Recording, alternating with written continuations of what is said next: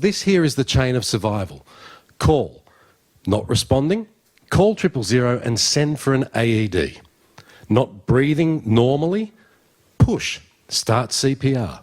And use that AED as soon as it arrives, because that AED will shock the heart. And remember, I was talking about plumbing, heart attack, electrical problem, cardiac arrest.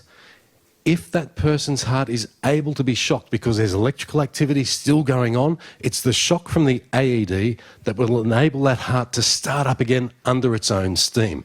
Our friends from the paramedics, the ambulance service, they can push and they can shock as well. But I'm sure that they would support this statement I'm about to make. If members of the public get involved in that second link, push, and if members of the public get involved in that third link, shock, when they turn up, their job is made a lot easier. Look at the nods. I didn't pay them.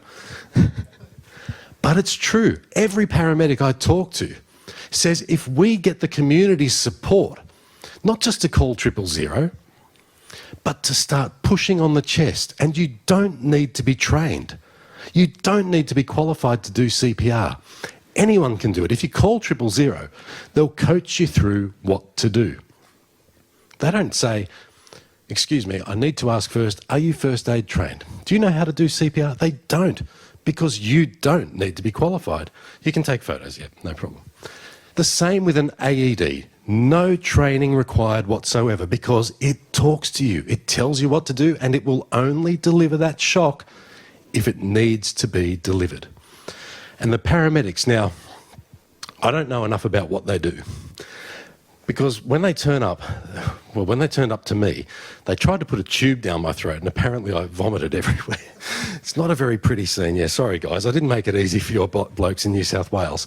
But they administered drugs, and talking about that shock, actually I'll save this comment for a bit later, but just to say this, the stuff that they do is stuff that we cannot do. Like I said, they can do the push and the shock if they need to.